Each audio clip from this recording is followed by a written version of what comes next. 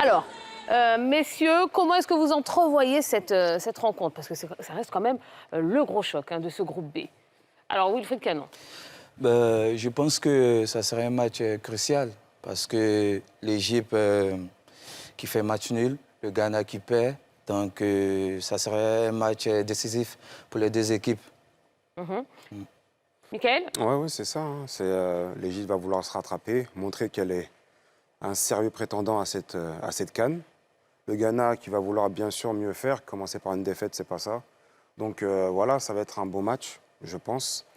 Moi, je pense qu'il y aura du beau jeu, ça sera ouvert et ouais, c'est une belle affiche en tout cas. Très très belle affiche. Alors justement, pour vous remettre dans le contexte, lors du premier match, l'Égypte a fait 2-2 face au Mozambique. Donc l'Égypte a besoin de se relancer également dans ce groupe B.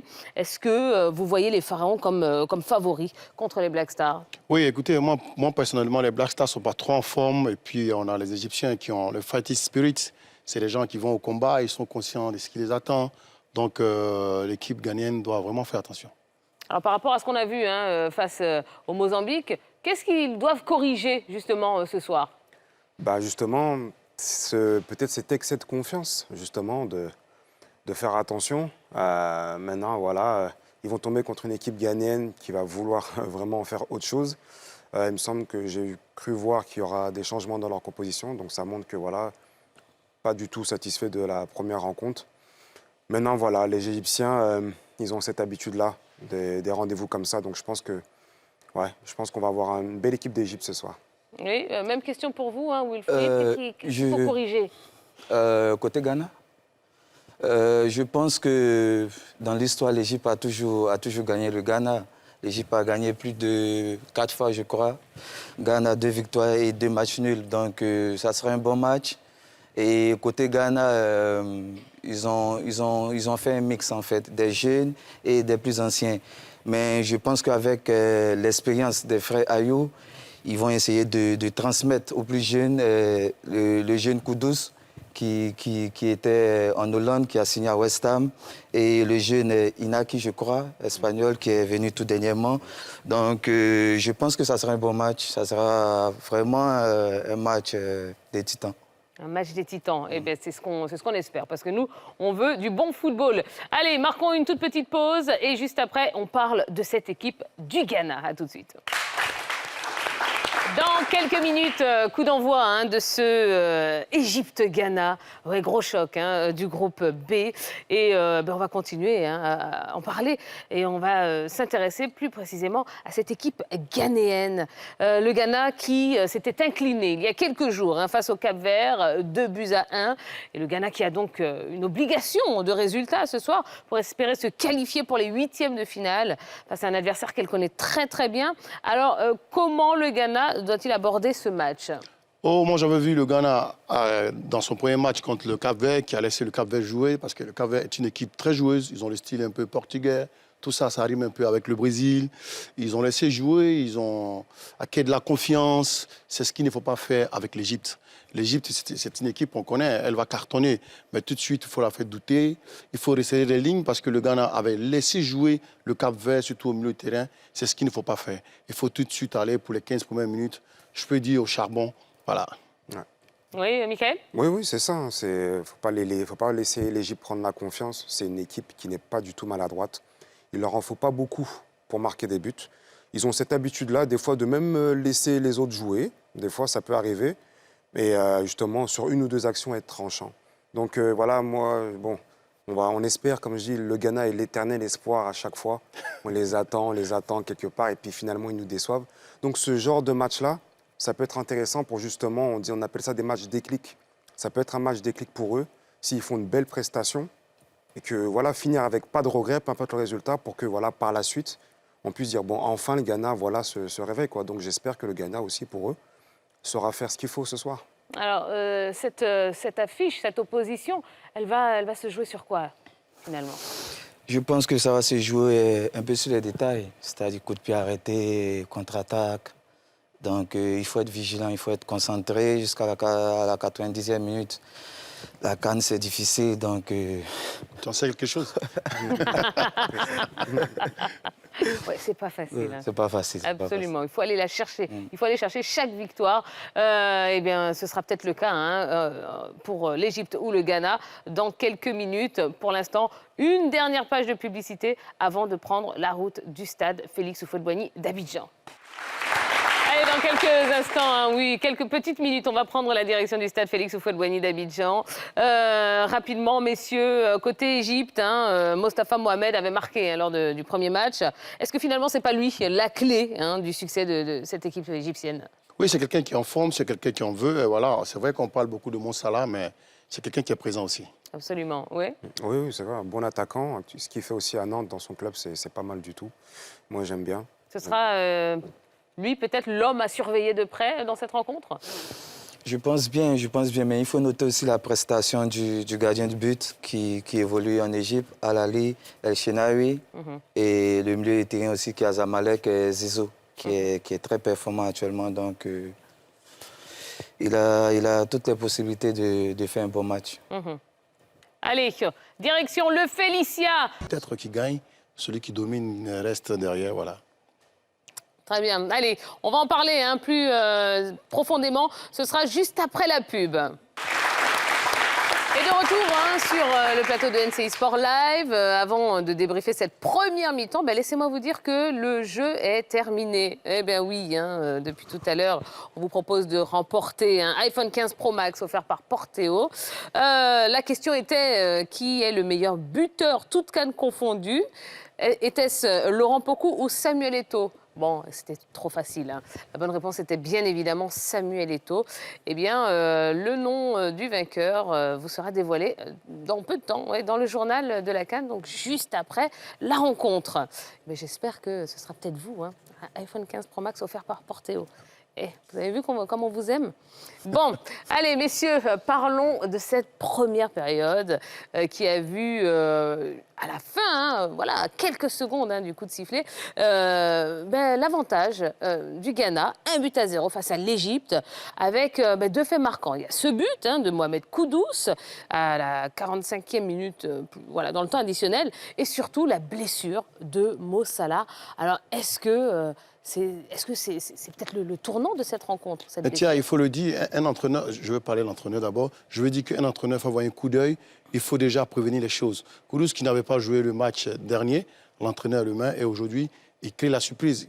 Exploit individuel, coup de pied, comme il a dit, Mika, bon joueur, on avait besoin de lui, il vient, il fait la différence. Mo Salah, qui sort à un moment un peu difficile pour son équipe, c'est ça le foot aussi, mais il faut faire confiance à ceux qui sont aussi sur le banc parce qu'on a besoin d'eux qu'on les fait venir. Voilà. Ouais. Quel impact justement cette blessure de Mo Salah sur l'équipe et sur le reste de la... Enfin, on ne va pas dire sur le reste de la compétition, mais au moins sur le reste de cette rencontre. Je pense que déjà, tout le monde connaît un peu le jeu de l'Égypte. L'Égypte joue profil bas, l'Égypte attend les erreurs du Ghana. Le Ghana qui joue du football, ça joue. Et comme j'ai dit, c'est la Coupe d'Afrique, ça va se jouer sur les détails. Exploit de Kudus, entre 3 défenseurs, il tire, il marque. Donc c'est un peu ça, c'est difficile, c'est compliqué, mais voilà, c'est le football, c'est comme ça. Bon, alors rentrer au vestiaire comme ça, en ayant perdu son leader, en ayant encaissé un but dans les dernières secondes, bon, on imagine que l'état d'esprit n'est pas au beau fixe. Comment on se remotive et surtout, qu'est-ce qu'on doit changer côté Égypte dans cette seconde mi-temps? C'est vrai que là, honnêtement, c'est difficile. C'est vrai que ça fait partie des tâches difficiles d'un coach là, dans ces moments-là, honnêtement. Parce que voilà, ils savent très bien qu'il faut absolument revenir au score, voire plus. Donc, maintenant, que dire? C'est vrai qu'ils vont tout faire pour faire le max, pour essayer justement de revenir. Il n'y a que ça à faire. Oui, et rien n'est impossible, on le voit depuis le début de la compétition. Donc voilà, 1-0 à la pause pour le Ghana. Eh bien, on va reprendre la direction du stade Félix Houphouët-Boigny d'Abidjan pour la deuxième période. À tout à l'heure. Et voilà, c'est la la fin de la rencontre entre l'Égypte et le Ghana. Deux belles nations qui nous ont donné le spectacle qu'on attendait, parce qu'on s'attendait à un choc, bien évidemment, et on l'a eu ce soir. 2 buts partout, avec donc un premier but de Mohamed Kudus, suivi d'un deuxième but à la 69e de Marmouche, 71e minute, Kudus qui a mis un doublé, et puis 74e but de Mohamed. On va décrypter tout cela juste après la pub. 2-2, c'est le score qui a sanctionné donc cette troisième et dernière rencontre de la journée entre l'Égypte et le Ghana dans le groupe B. Alors Wilfried Canon, est-ce que vous vous attendiez à un tel match? Je ne m'attendais pas à cette réaction des Égyptiens. C'est-à-dire après la sortie de la star Salah, ils sont rentrés avec de nouvelles idées, ils se sont battus, c'était bien, ça poussait bien, ça défendait bien, ça jouait, ça cassait les lignes. Et voilà, c'est la CAN, 2 erreurs un peu stupides, et voilà, ça marque. Et voilà, ils prennent le match nul. 3 buts en 5 minutes. Mickaël Potté, là, oui, on est content, nous, qui aimons le bon jeu. Ouais, franchement, ça a été une belle deuxième mi-temps, parce que c'est vrai qu'en première mi-temps, on s'ennuyait un petit peu. Belle réaction.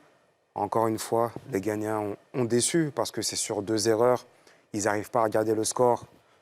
Franchement, c'est bis repetita, c'est vraiment dommage.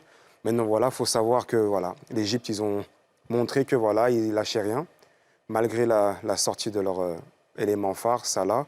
En plus de ça, ils ont mis un but sur hors-jeu. Il faut savoir qu'ils ont mis 3 buts, dont un sur hors-jeu, qui se joue vraiment à la limite, sur coup de pied arrêté. Maintenant, voilà, ça a été une belle deuxième mi-temps. On va retenir ça. Un bon point pour, je pense, quoi qu'il arrive, vu les circonstances du match pour l'Égypte. Maintenant, voilà, ce dernier match va être décisif. Et voilà, c'est vrai que, je vais un peu insister sur le Ghana, mais c'est vraiment dommage parce qu'à chaque fois, s'il faut marquer toujours beaucoup de buts pour s'en sortir, c'est vraiment dommage. Bravo aussi à ce Kudus qui a fait un gros match. Ouais. Ouais, gros match de Kudus, donc auteur d'un doublé. Marc, qu'est-ce qu'on doit retenir? L'Égypte, donc c'est 2 matchs, un point à chaque fois, donc 2 matchs nuls.